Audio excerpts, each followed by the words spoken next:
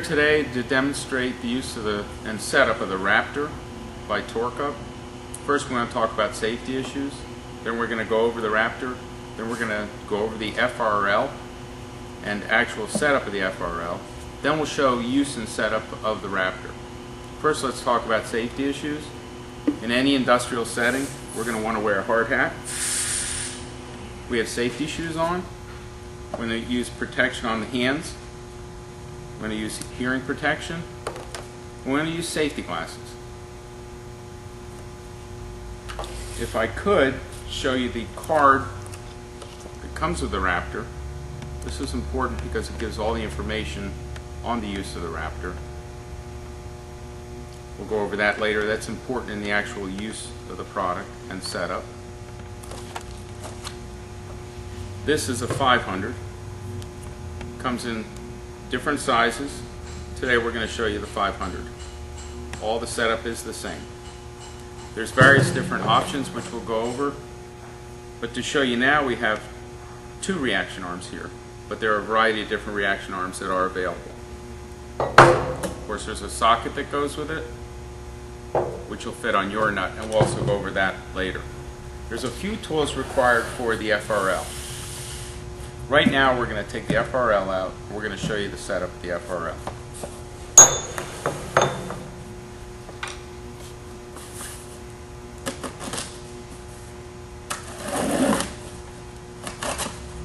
It's important that you use the FRL that's given to you by Torc-Up.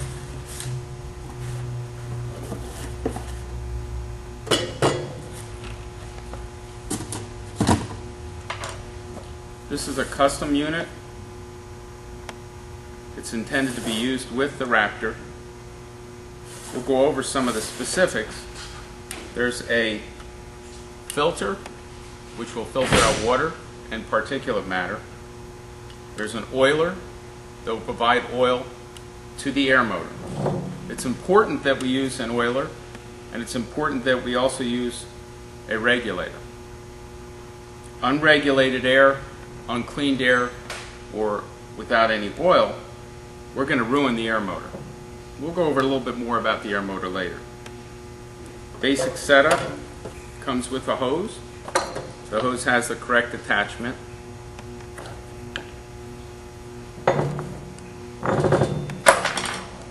It's shipped with caps. Setup requires that we remove the caps.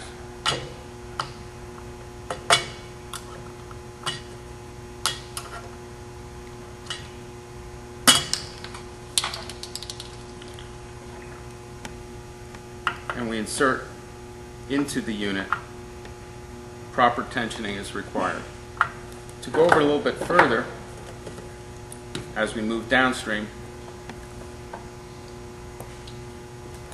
the oiler here, I'm going to have to turn this to get it apart. Bowl is removable to get any material out. Dirt, any type of material. There's a drain on the bottom, allows you to drain water. Any water in the line gets trapped on the inlet. There's a filter. The outside of this filter can get gritty, so maintenance needs to clean that. So once again, the inlet has a bowl for trapping dirt, particulate, and also water, and it has a drain to allow you to drain the water out.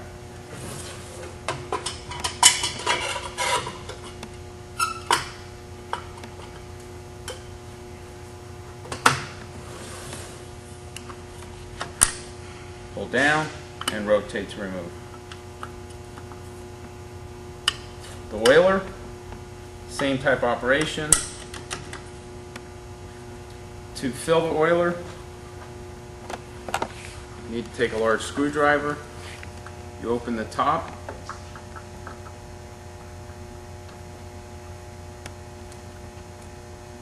We've supplied you with oil, although you can use industrial air tool lubricant.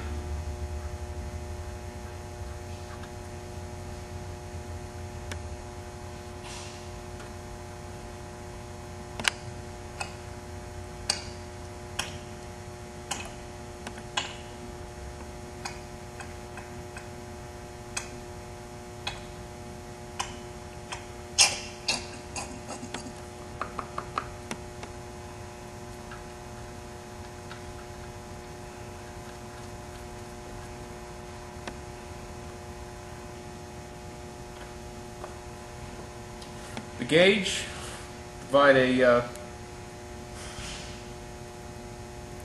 tag here to remind you to look at this gauge. It's important that the gauge not be broken in shipment. It is pre-installed. Damage to the gauge is important. If you have any, you'll notice it right away, so please check the gauge. You can remove the tag at that point. This is the operation of the regulator. Knobs turned. Once we set it up and we have pressure on it, you'll see that as I turn this up and down, I get a change in pressure. So my inlet now, we're going to set that up. So I'm going to screw in the fitting here. You may use other fittings in your facility. We use these fittings here. This fitting is important. It's also important that you provide pressure to the unit and flow. We have minimum requirements. If you can't get to maintain the pressure, you're not going to be able to run the unit. So we need flow and we need pressure. It depends on your facility as to how to set that up to get it. We're using 1/2-inch lines here. So I'll throw some tape on there.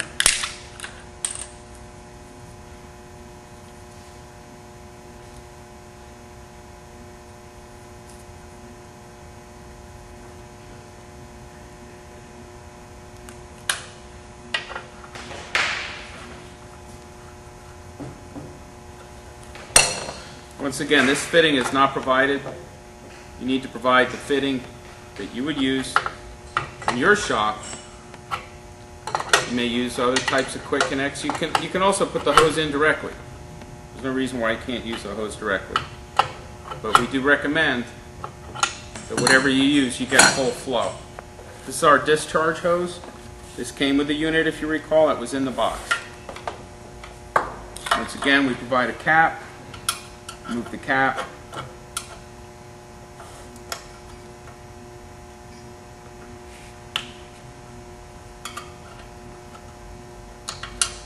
One thing I didn't point out, but in most cases you're not going to have a problem, but you do want to look in the hole, which I did do. Make sure you don't have any type of material inside the unit.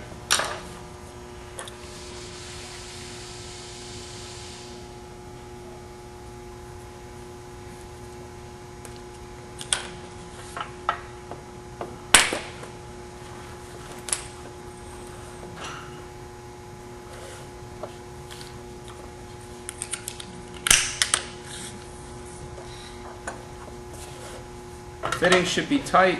Do not over tighten fittings. If you over tighten fittings, you can ruin the unit. And it's basically hand tight and then about a 1/4 turn. The inlet assembly, if you noticed, I got it pretty tight. So it's about hand tight. Give it a 1/4 turn to snug it up. So once again, snug it up. Don't over tighten it. It's important that you use lubricator oil. You can see the oil through the sight. It's important that you maintain the air supply. Keep it clean. And keep the water out. If you do have water, press the little discharge. You'll bleed the water out of the system. Now we're going to go over actual use of the Raptor.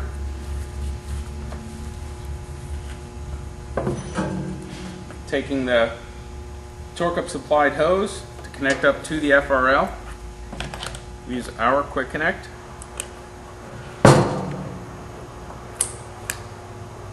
That's your connection for your air in. The air comes in and is supplied to a pneumatic motor. This is the motor portion. That turns at high RPM. It turns a gearbox. This is the gearbox. The gearbox is designed to allow for rotation, which you'll see in the actual use of the product. This is necessary so the reaction arm will line up. Now we're going to show removal of the reaction arm. The reaction arm uses a ring to hold it firmly in position. Removal of the ring requires a small screwdriver.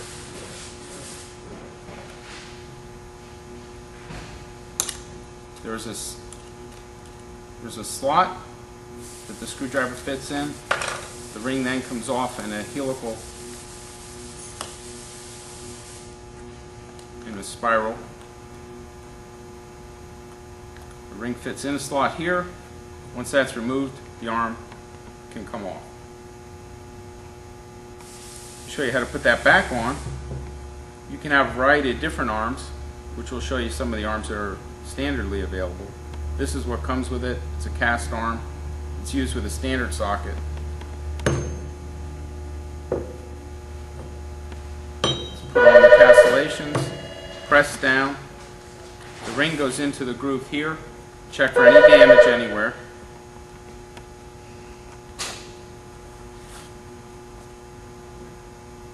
And just reverse the operation. The ring goes into the slot very easily. You wrap it around like a helix, like a spiral. Snaps into place. Double check that it's snapped in everywhere. Now your arm's ready to go. We're going to show you now some other options for the arm.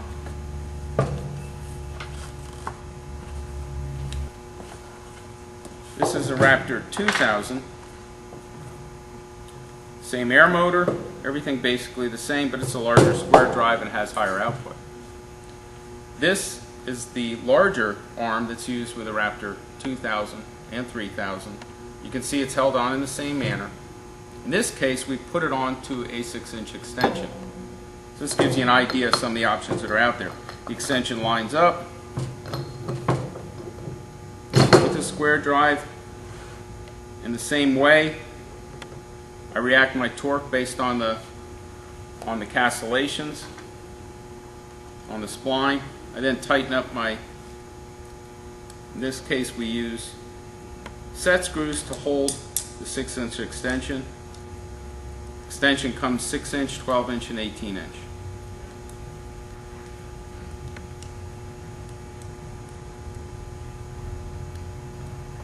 Repeat that for the other two screws. Now I have a 6-inch extension. I'll take that off.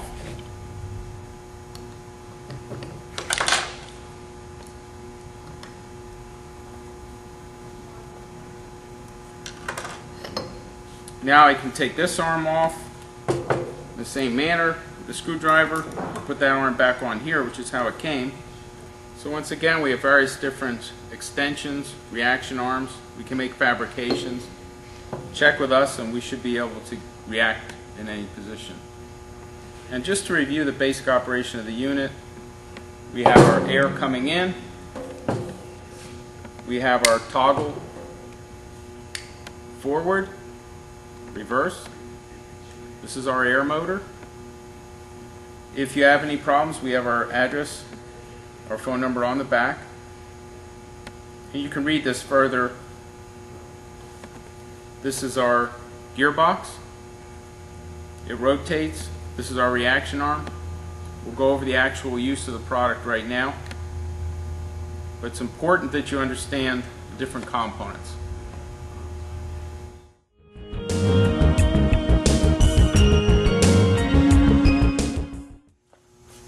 Now we're going to illustrate actual tightening and use of the Raptor and the FRL.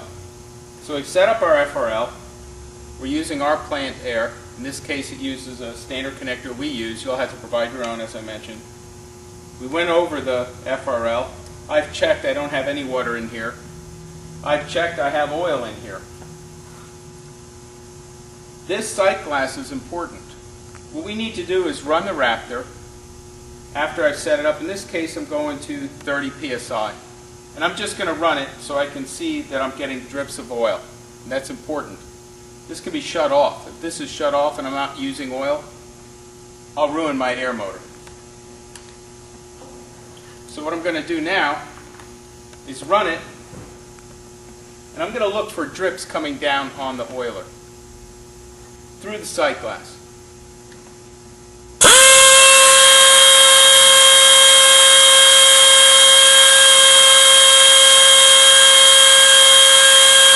I've run that about 15 seconds. I didn't see a drip. So I'm going to turn it a little bit. I'm going to run it another 15, look for a drip.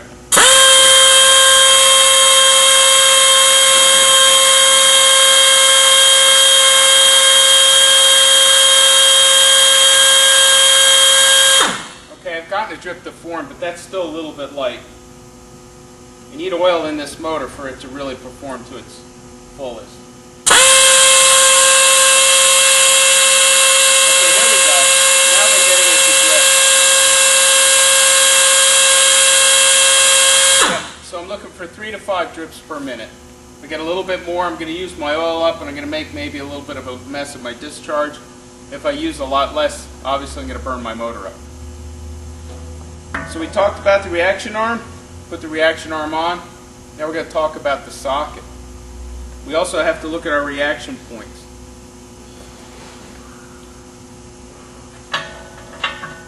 Look for fit of your socket. It's a standard socket. We provide all the sizes. Take the ring off, pull the pin, find the pin with the pinhole.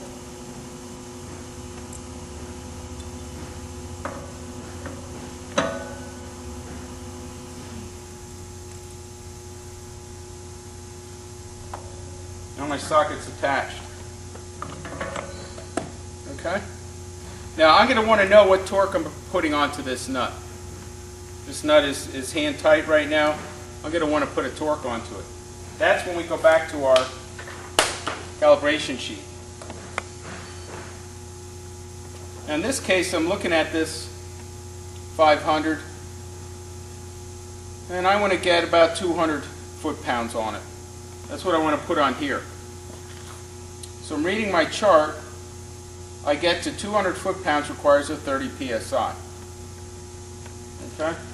Once again, I read 204. If I wanted to get 258, I'd need 39. If I wanted to get a full, at 50, I'm getting 50 psi. I'm getting 310. If I want to keep going up my chart till I get up to 85 psi, 495.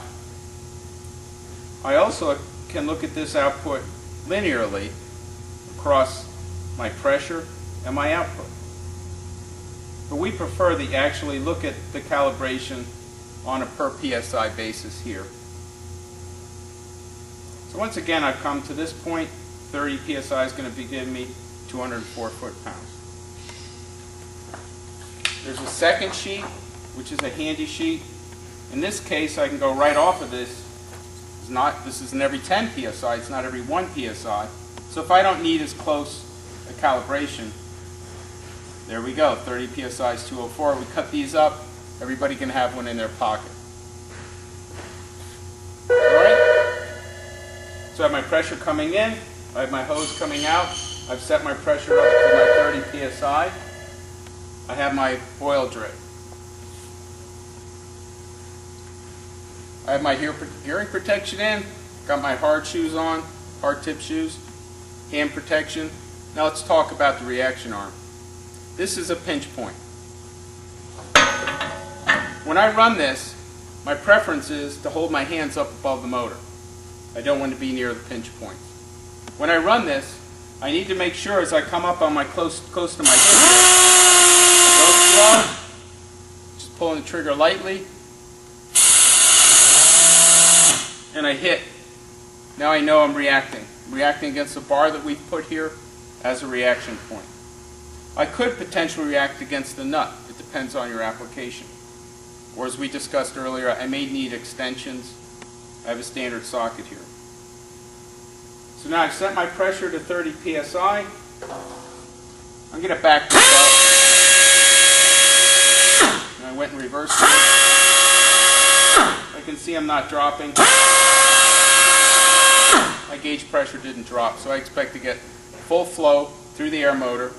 Full flow will allow me to get that full 200 foot-pounds.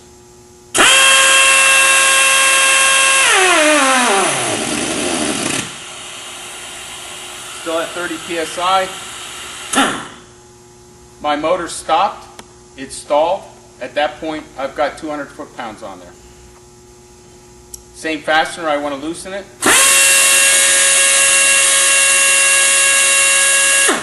Once again, keep things free from the reaction arm.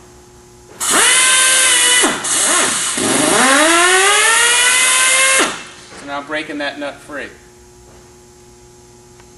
Okay, so let's stall it out once again.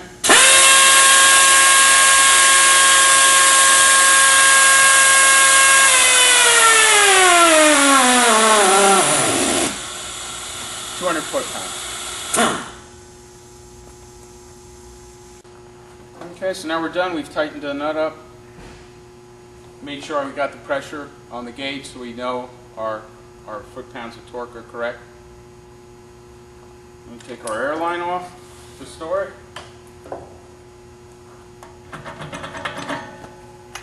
Disassemble our socket. Just reverse. Basically everything's in reverse.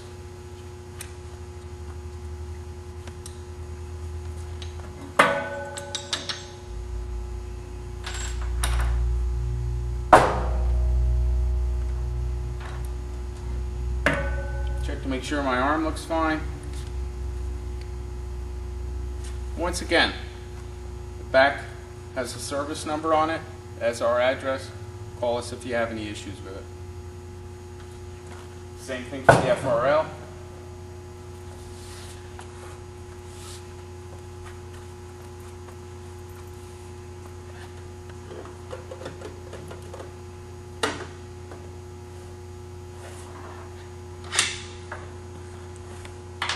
Check to make sure I still have oil. Check to see that I don't have water in here. And now I can store them.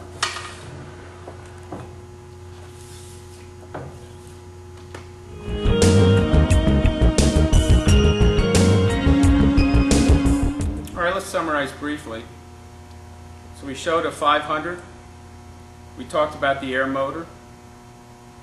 We used a 1000. This is a 2000. We talked about the air motor. We talked about the trigger, forward and reverse. We talked about the gearbox and the reaction arm. We told you to keep your hands away from the reaction arm in the application. We then talked about the FRL. We explained the need to add the oil. We explained the need to make sure we get one drip while it's running, 3 to 5 every minute. We explained when we bring our air in to make sure that we have clean air. It's also important for us to get the pressure. In the case of our demonstration, we needed 30 psi to get 200 foot-pounds out of our 500. The card that comes with the unit is important because it allows us to look for pressure, tells us what the foot-pounds are. Each unit is calibrated. Each unit may be just slightly different. It's important not to go over the maximum. In the case of a 500, that's 90 psi. In the case of a 3000, that's 70. Look at the card, use the card. Online, you'll find user instructions. They're much more detailed than what we went over here today. The Raptor is not an impact style wrench, but it uses an air motor similar to such. Instead of a hammer, the Raptor uses gears to multiply the torque. The result is a much smoother operation with reliable and repeatable torque output as compared to an impact wrench. The Raptor uses a reaction arm to react to the torque delivered to the fastener. The arm is painted yellow. Keep hands and fingers away from pinch points. The end of the arm requires a proper high-strength metal reaction point to rest on when it stops rotating. Torc-Up has several standard reaction arms that should cover your needs. Additionally, we can supply a weld disc that you can customize to lengths and configurations that suit your special needs. Torc-Up can also work with you to build a custom arm. Swivel joint and/or socket extensions may not be used with the Raptor. The reaction arm needs to be immediately adjacent to the socket to avoid high bending of the nose and square drive of the Raptor. Torc-Up carries extensions that move the reaction into wheel wells, down into valve boxes, or in any application that requires the added distance from the nose. We can also provide offset gearboxes that shift the square drive in situations where there is an overhang or for long bolts such as found on heat exchangers. The Raptor is designed for use in conjunction with the Torc-Up FRL. Users are required to check that the filter is clear, water has been dumped, and that the oil level is full and dripping at 1 to 3 drops per minute. Water and dirt in the air supply and lack of oil are shown to damage the air motor and reduce performance in life. The Raptor is designed to give torque at less than maximum air pressure for most shops. This is done so that users can get the airflow and pressure needed for required torque before maxing out their air compressor. However, high pressure and the resulting over-torque can damage the Raptor and its attachments. In all uses, follow the maximum pressure as shown on the calibration sheet.